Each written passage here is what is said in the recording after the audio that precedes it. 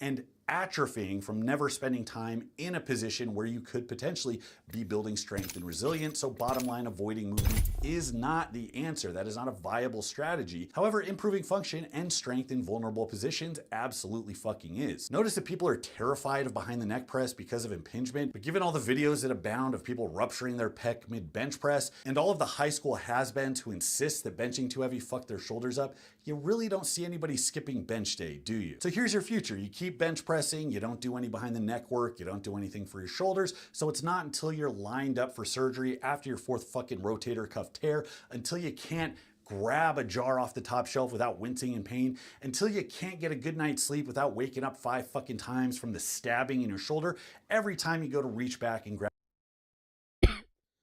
grab the sheet. And in addition to that, you can't fucking bench press anyways, which I guess doesn't matter because after the surgery, you're gonna lose all your fucking gains anyways. But at least you don't have an impingement. So to the pec and front delt dominant lifters who think what you can't see can't hurt you, who also think that this rounded, hunched over mutant position is actually peak human posture, getting them to increase hygiene and mobility by focusing on a movement that will absolutely make their bench better is a fucking home run. Now, if you do have an impingement or you do have a problem where getting into this position, the incidence of rotator cuff tears, the shoulder joint by nature has a ton of fucking crowding in it, and people with smaller subacromial spaces actually don't have greater instances of what you would call impingement or pain symptoms. Now, what will fuck you up is worse function, worse ability to get into and maintain positions, and atrophying from never spending time in a position where you could potentially be building strength and resilience. So bottom line, avoiding movement is not the answer. That is not a viable strategy. However, improving function and strength in vulnerable positions absolutely fucking is. Notice that people are terrified of behind the neck press because of impingement, but given all the videos that abound of people rupturing their pec mid bench press and all of the high school has-beens who insist that benching too heavy fuck their shoulders up, you really don't see anybody skipping bench day, do you? So here's your future. You keep bench pressing, you don't do any behind the neck work, you don't do anything for your shoulders, so it's not until you're lined up for surgery after your fourth fucking rotator cuff tear,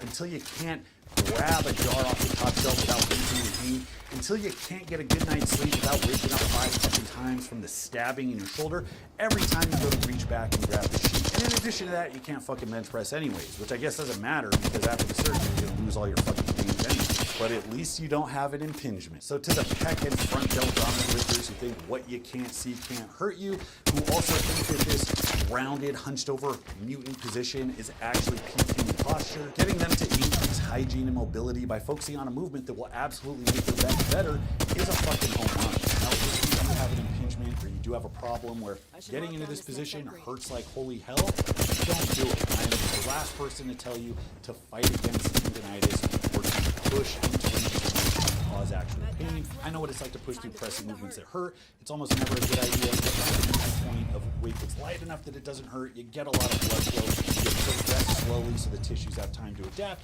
And in the meantime, work on stretching, work on fixing the height position that's causing the pain.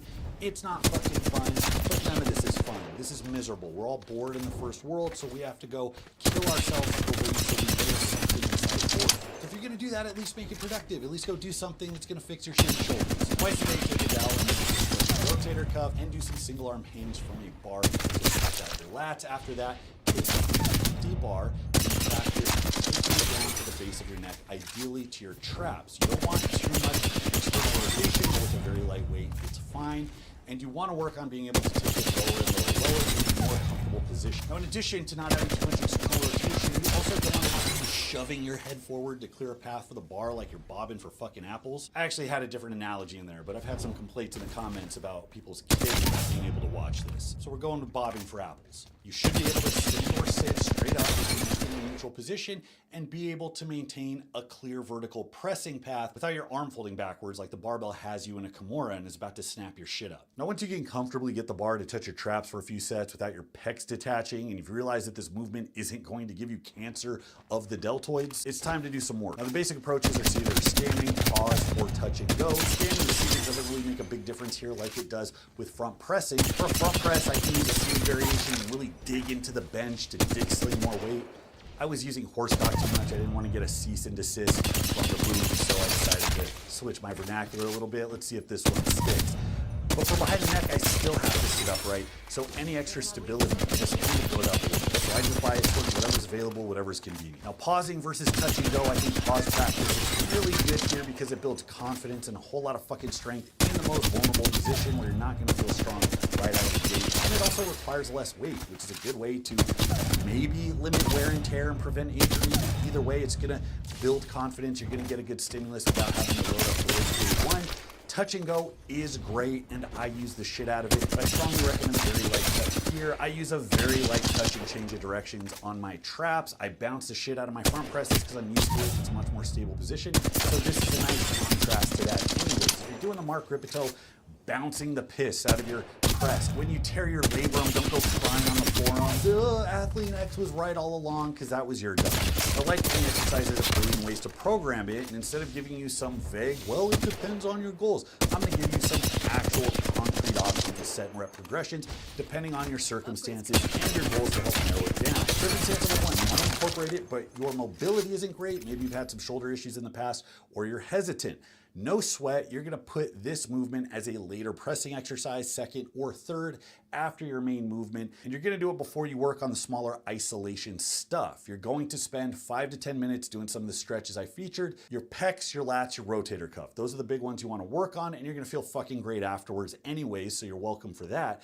And then you're going to bias towards a wider grip and do behind the neck presses standing with a 2 count pause at the bottom. Be very strict here. You're gonna be surprised how quickly it fatigues you. You don't need to do a lot beyond that. Only go as low as your comfort level allows, and then make slight increases in that range of motion over time as you feel comfortable with it.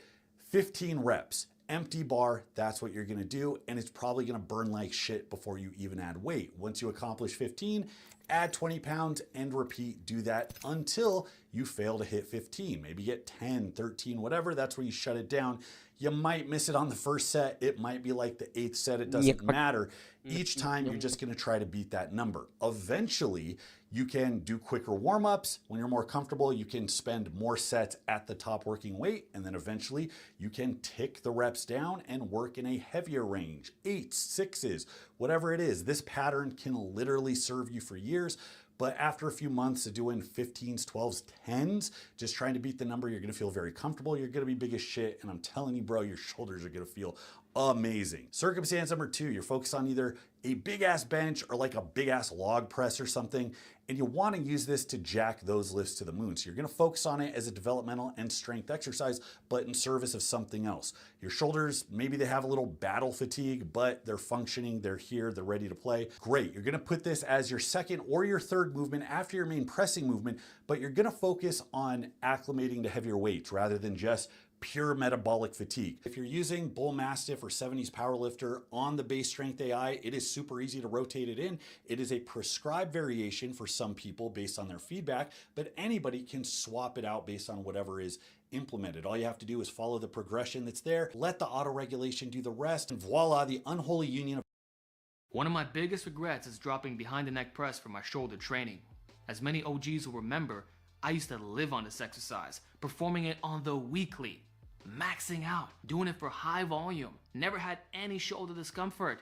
Yet, I believed the lie of one influencer who managed to convince everyone that shoulder impingement will occur. This will be the destruction of your rotator cuffs. And so, I revised my paid programs, which included the behind the neck press, removed it, worked with my clients to eliminate this dangerous exercise, and I scrapped it for years. Quite literally, 8 years.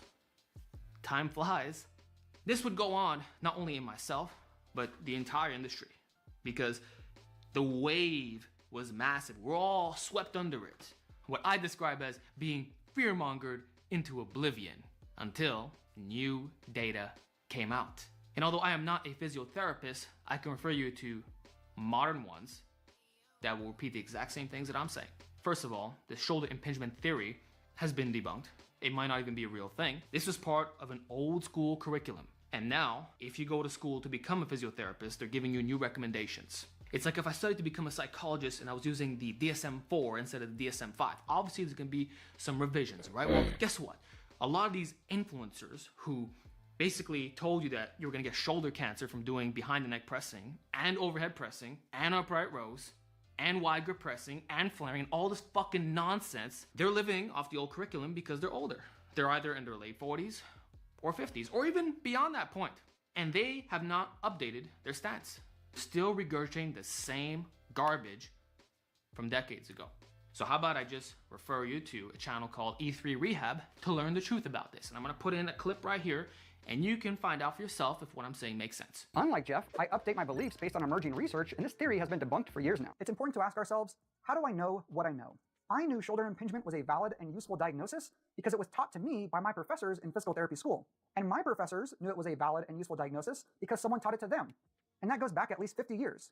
It's the same reason surgeons have been performing the subacromial decompression surgery, or personal trainers advise against upright rows. Certain clinicians have actually been pushing back against the diagnosis of shoulder impingement for over a decade, but it's hard to change 50 years of medical history that we think we know to be true. However, enough research has surfaced since that time to question the usefulness of shoulder impingement as a diagnosis. If symptoms were solely caused by compression of these overlying structures, we'd expect their removal to improve symptoms and function. However, research demonstrates that subacromial decompression is no better than placebo surgery. 4. Subacromial decompression also doesn't seem to change the long-term prevalence of rotator cuff tears. 5. Compression of tissues in the subacromial space is common, occurs equally in people with and without symptoms, and happens with normal day-to-day tasks. 6. A smaller subacromial space is not correlated with symptoms or disability. Why does any of this matter? Not only is the diagnosis of shoulder impingement unhelpful, it can be harmful. The most important thing for reducing shoulder injuries on overhead pressing, on behind neck pressing, on any exercise known to man is accounting for load management and tissue capacity, meaning we need to strengthen those joint angles over time with appropriate weights such that we don't develop overuse injuries and our tissues can slowly adapt in these deep stretched out positions, or what can be described as awkward. And also that by going through deeper ranges of motion, we actually develop mobility. So people will say you should avoid going past 90 degrees, you're actually making the problem worse. Because one day, if you do decide to press low, that's when you will snap your shit up, because now using that same overloading weight in the riskiest position that is untrained. So therefore, to eliminate injuries, it's actually the opposite of what you've been taught. You want to strengthen weak positions, such that when you enter them, they're no longer problematic. And this is what happens with behind the neck presses. It's similar to a regular overhead press, but the movement pattern is 100% vertical. Not only from a torso angle perspective, but even the bar path itself. Even when using a barbell, it's like the Smith machine. Straight up and down. So, you know when you lock out a weight on a regular OHP, you're over here, right? Well, when you lower it, you're now in front of the body. So what you actually have is a J curve similar to a bench press. But when you're behind the neck, not only are you starting up here, but you're ending in that same spot. So there's not all that horizontal travel. So that changes the moment arms. Not only that, but the elbow positioning itself will also differ. Because if the starting position is in front of the body, like in a regular OHP, now the elbows are pointing this way. Whereas if I'm behind the neck, they're actually pointing to the walls on the side. You're in a more abducted position, which we can argue has muscle biasing implications, specifically the side deltoids. And yes, all overhead pressing works to side delts, but the more vertical, the better. This is why when you go one stop down seated, that's an anterior delt press, because proportionally speaking, you're getting a little bit more emphasis there.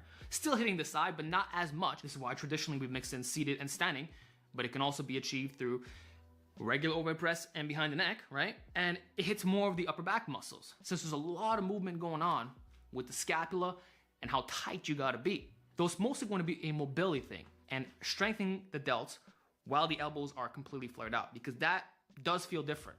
This is why old school bodybuilders loved it so damn much. Standing and seated. This is what I recommend you do. Mix in both. Now, if you're gonna stand up, I recommend starting with the push press. You go as if it's a squat, explode, and then you begin. And I specifically recommend going all the way down. This is how you build tissue capacity. A lot of guys will say, oh, behind the neck press is safe if you stop at 90 degrees. Who invented that rule? Show me the evidence that that's to your benefit. Actually, I would say it's the opposite. You want to stretch your delts to the maximum, which if you turn around, it's going to be to your damn neck, behind the neck. And don't just tap here either, because some guys will manipulate their head movement so that they're doing a partial rep, yet it's still standardized. The trick is to keep the arms way back. And you'll find that if you actually go down in that perfect path, you will end up very low. Similar to a high bar squat in terms of the end placement. Basically, the way you unracked it is how you should end up at the end of the negative. And in fact, this is not even the physiological limit of what's possible because you are using a straight bar. If you were to use a buffalo bar, now you can get a couple more inches of range of motion, but that's gonna half your strength, quite literally. But you can argue it's even better for the delts. Or you can bring the arm even farther back and actually touch your lower traps. But for that, you have to cock the wrist all the way back or even let it hang in your fingertips and use a very wide grip. So there's ways around this, but the point is, we can enter all of these deep positions without prompts. And I just want you to think about this logically. If you're able to do squats with 500 pounds, yes, that is a realistic, natural number. We actually have natties doing 700-pound squats now, just to say. And you're tight, and you're here, right? Oh.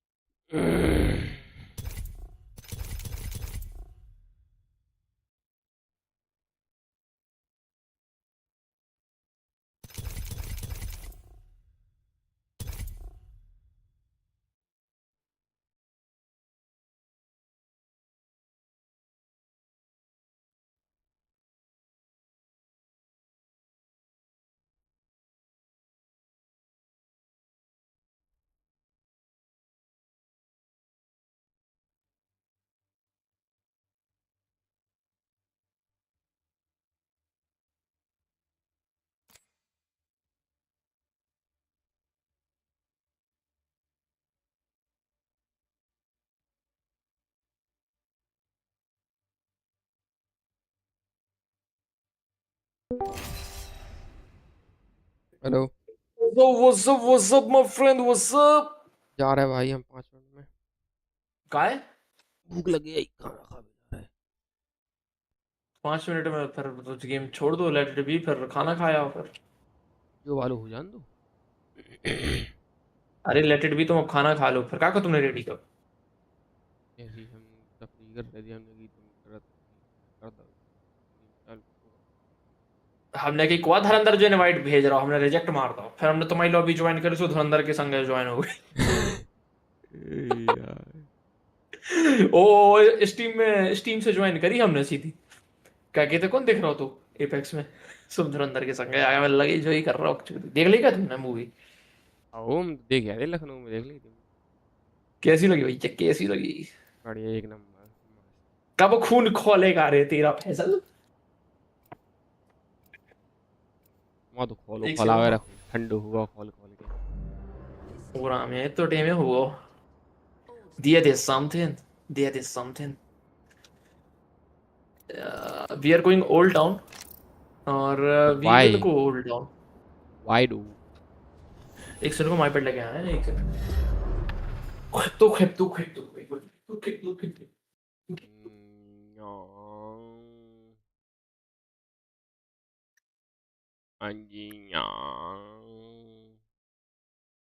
and I'm back, and I'm back। खुद तो Apex में कहाँ चल रही? What's the status of the love story between Watson and Crypto? Or they dumped each other? Most probably Watson must have dumped Crypto. That's the only explanation that is there is. Watson is now living a happy life with Caustic. Guest daddy in town. Caustic. Thank you, Dr. Kastik. Thank you, Miss Watson. Miss Buckhead. Oh, this fucking. अरे यार Miss Buckhead. Miss Buckhead. Rahim Buckhead. Miss Rahman Buckhead. Drop zone invasion. Hey, I didn't got that. It's the fucking with you, bro. خطو.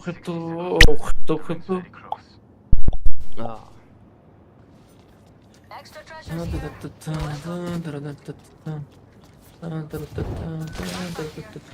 2. And the next one is right there. Don't leave anything good behind.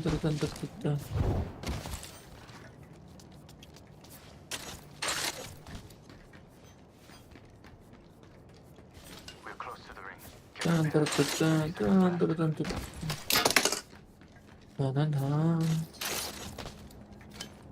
Miss bucket का खा गया डकैत.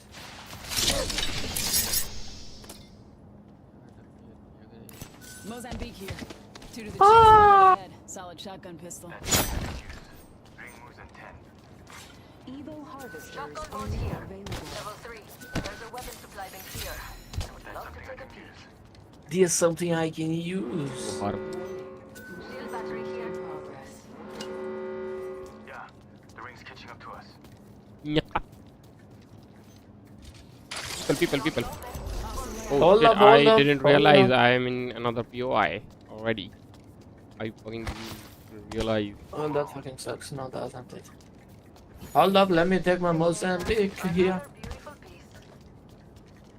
Jambikia. Shotgun arsenal here. Limba. I got that Devo in my hand. Devo. Care package stepping down. Oh, I am so able to fight. Okay. Is I'm ecstatic. Do you want this? Mozambique here. जगह हैं? I need it. 3x. ताऊ बुला रहे? अरे यार. Give me 2 minutes. Dude. Let's go You there got first. FK. First blood. Dude, our bro is AFK. Give him a minute. Taking fire. Bloody hell. Let's try. Our guy is AFK. Chill. My ultimate is ready to deploy.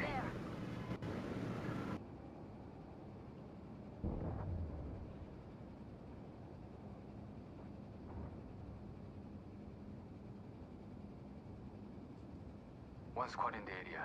We have the drop. Target over there. Where the hell are you? Hello. What's up, buddy? What's up? Hello.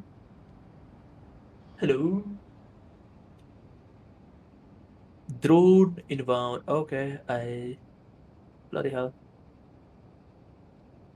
Man, they just scanned for me.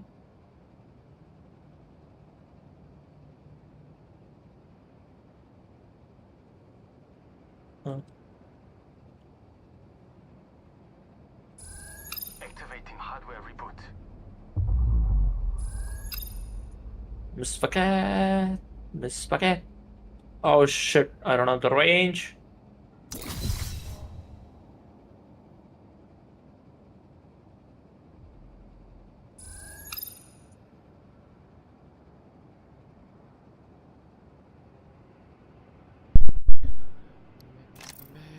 Dude, you back? I'm picking some enemies, brother. He's back, our guy's back, I'm picking enemies. There are multiple people here. Jump drive in position. They've been up to there, right?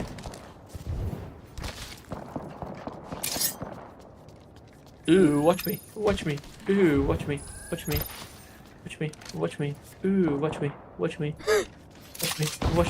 Oh. Finally.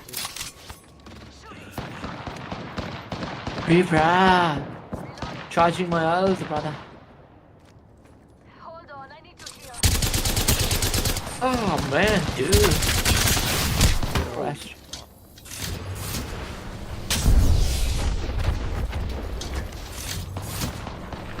Oh my god. Zone is coming. Can we go from here? Let's displace Come back? here. Okay. You shouldn't have changed your name, my friend. You found people over there? नहीं लेकिन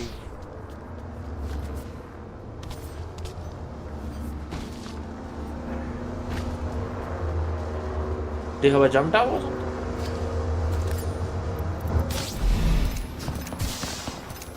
Yeah. You watch me. Watch me. You watch me. They're still looking. No? Yeah, they don't have the ring on the ass right now. Okay. Ah, man. Ouch.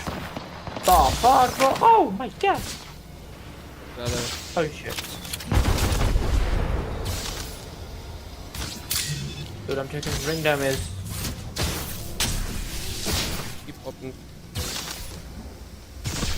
Oh, They just deployed a jump tower? no, they're well cult. They are going. They're Stay in cover, or they are going to ult on you. Yeah, They they ulted on me.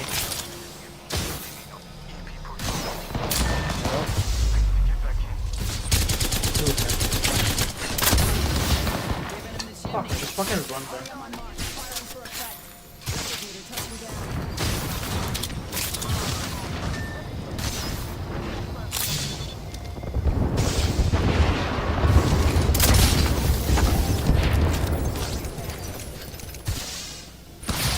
Come on, Loba. Rest me, Loba. What is Vrunda doing? Oh, they're gonna push. They're gonna push.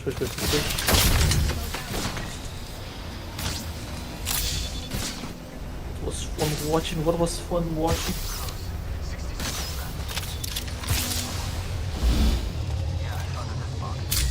I'm looking for a 2x. Optics for LMG. I'm crafting. Be patient. I'm looking for a. Oh, I have Mozambiques too. 45 Oh yeah, seconds let's until ring go. closes. We've got time, but not much. Taking a knee. Patching up. Optics here. Mid-range. Oh man. Nah. Good without it. I can give you some energy ammo. I got energy ammo. I need a backpack. That would be.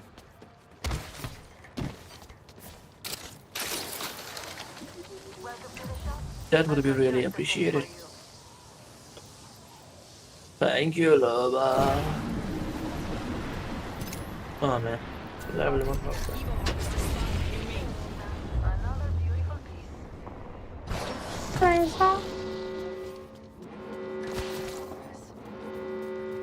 We're all optics here. Standard stock here. Level 2. I need it. Cancel. I am good to fight. Please don't fall down. Come on. Oh yeah. My weapon is enhanced. I'm ready. Care package coming in.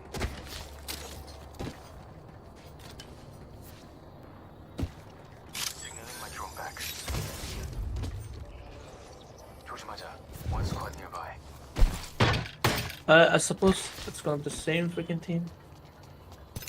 We're still in white Evo. Spotted near me. Okay, that is a bit far. Throwing jump drive.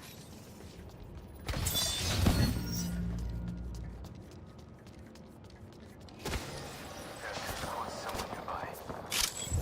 Fine. Okay, one team there. A Valkyrie team there. Oh, I hear people. Got a live one out there. Okay. No. Enemy spotted. Taking one wraith.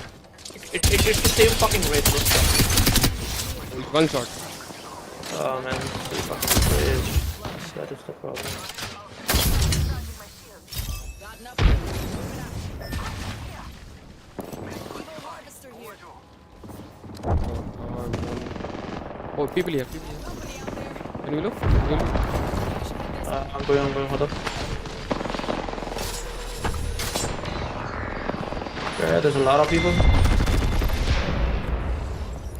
Safety's out, folks. Enemies here. I don't have any troubles. Can we get a knots? Activating jump drive. I can ult. I'm moving closer. Replicator inbound.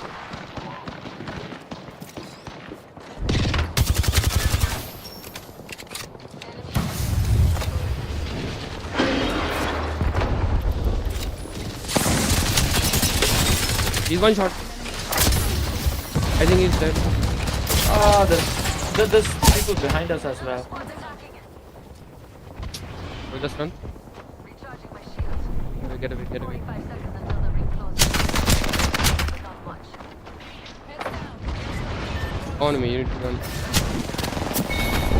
Run, bro. There's a Valkyrie.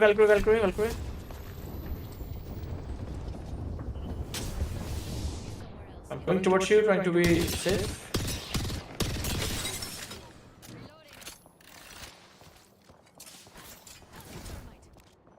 She took the altar portal. She faced out. She took the void nexus. Jump tower. Thank you. Get my banner, and there is a respawn beacon. Yeah, just heal up. Pop shields. There's a my banner and Left.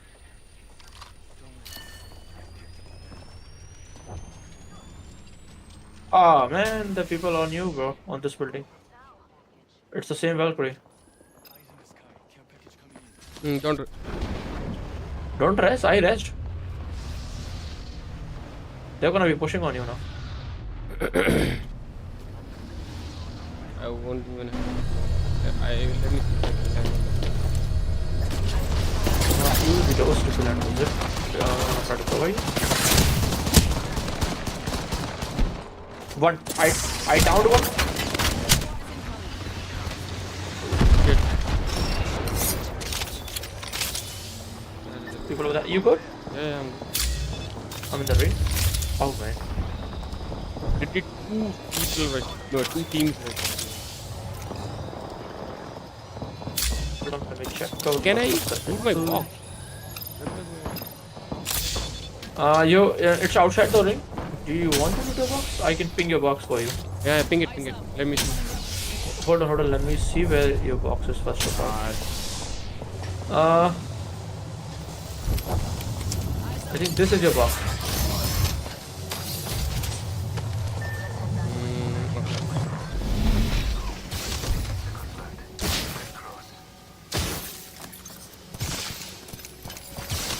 I want to craft of that. Oh man.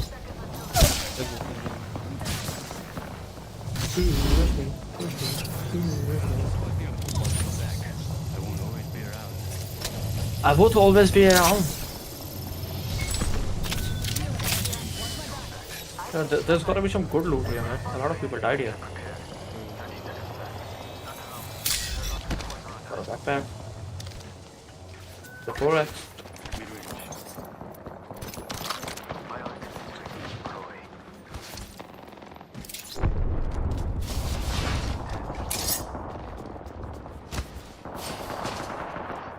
No, beta, अभी रुको.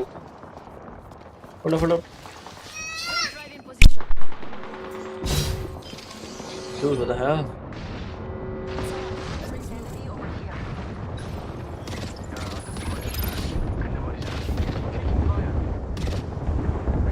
Another squad's attacking.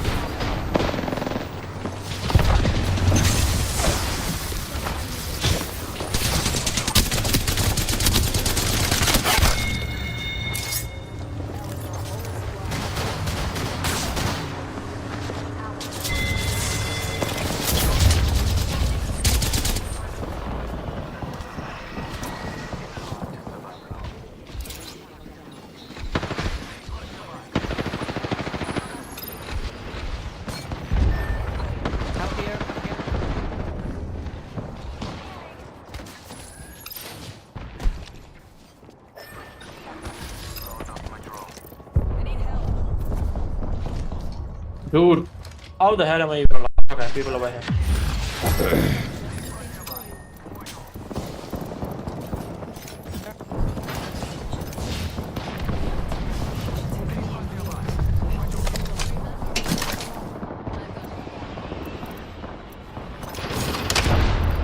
This is their Valkyrie.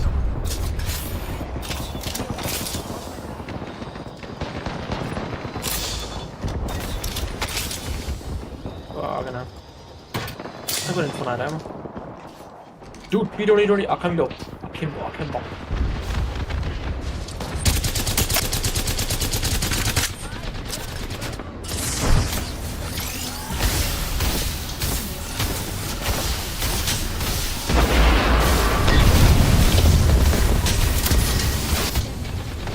What the happening?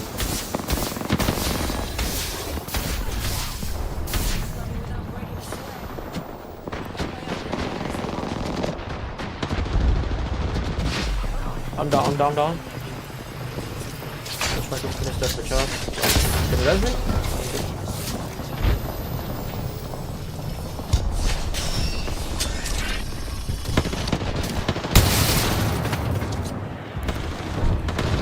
Just drop my drone. They're not in the ring, I suppose? We are in this corner. Okay. The people up top.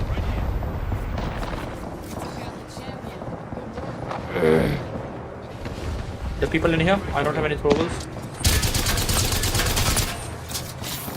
They're in the ring. Okay, we are. Hold on. Let me investigate. What the hell is going on? This thing is empty. Okay, there are a lot of people fighting here. I can ult them. I mean, what the hell, why not? Okay, Can we go from here? Come to me. Come. The people here. Can you Just trying to rest? Come to me. Can you come to me? I was just there. I just came down. There's a Loba here. There's a guy rising in here.